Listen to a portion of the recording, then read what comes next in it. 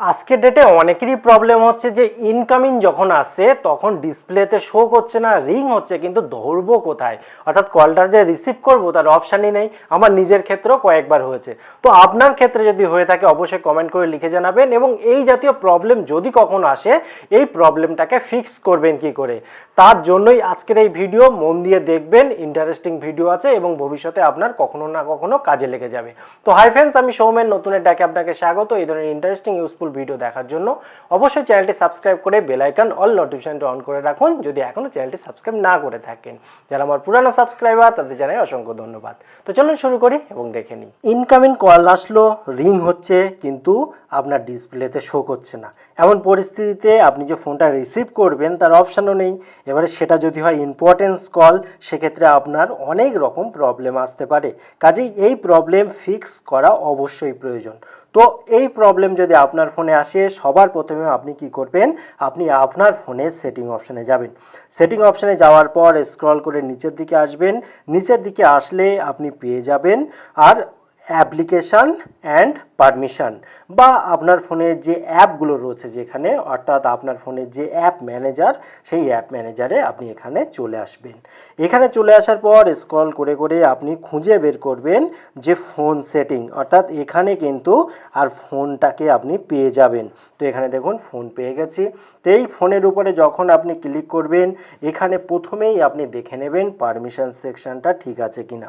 তো পারমিশনের উপরে যখন যাবেন দেখে নেবেন যে অন্তত call log, contacts, phone, storage এগুলো পারমিশন দেওয়া আছে কিনা। যদি না দেওয়া থাকে দিয়ে দেবেন।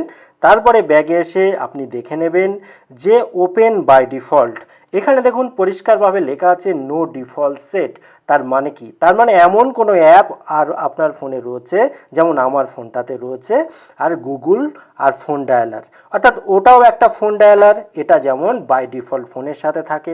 অর্থাৎ আমি যে নতুন একটা অ্যাপ আমি ফোনে ইনস্টল করেছি, সেই অ্যাপের আর কল ডায়ালারটা আমি ইউজ করছি, যার ফলে অনেক ক্ষেত্রে এই প্রবলেমটা আসে। তবে যে সবসময় ওই কারণেই হয় তা কিন্তু নয়, আপনি কোনো অ্যাপ ইনস্টল না করলেও এই প্রবলেম আসতে পারে। সেক্ষেত্রে আপনি কি করবেন, এখানে দেখুন ইন্টারনাল স্টোরেজ রয়েছে। এই ইন্টারনাল স্টোরেজের উপরে যখন আপনি ক্লিক করবেন, এখানে দুটো অপশান পাবেন। তার মধ্যে ক্লিয়ার কেস এই অপশানের উপরে গিয়ে এটাকে আর ক্লিয়ার করে দেবেন। কখনো ভুলেও ক্লিয়ার ডেটা করবেন না। তারপরে এখান থেকে আপনি ব্যাগে চলে আসবেন। ব্যাগে চলে আসার পর আপনি দেখে নেবেন যদি এখানে নো ডিফল্ট সেট থাকে, সেক্ষেত্রে অন্য কোনো অ্যাপ আপনার রয়েছে কিনা। যেমন এখানে দেখুন আমার গুগল অ্যাপ কিন্তু রয়েছে, অর্থাৎ গুগল ডায়ালার।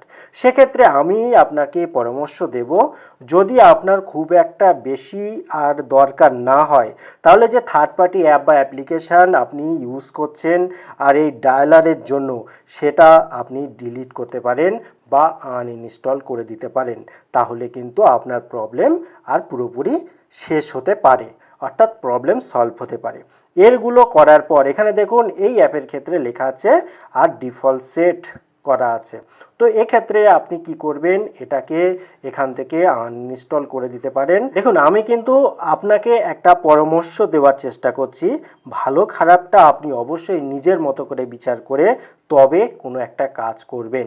যখন আপনি ওই এক্সট্রা ডায়ালার আউট করে দেবেন এবং ফোনটার বাই ডিফল্ট সেটিং করে নেবেন, সব সেটিং হয়ে যাওয়ার পর আপনি একবার ফোনটাকে রিস্টার্ট করে দিন, কিংবা ফোনটাকে একবার সুইচ অফ করুন, অফ করার পর অন করে নিন। অন করলেই দেখবেন তারপর থেকে আপনার এই প্রবলেম আর থাকছে না। ভিডিওটি কেমন লাগলো অবশ্যই কমেন্ট করে জানাবেন। আবার দেখা হবে পরবর্তী ভিডিওতে। ততক্ষণ ভালো থাকুন, সুস্থ থাকুন, বাই।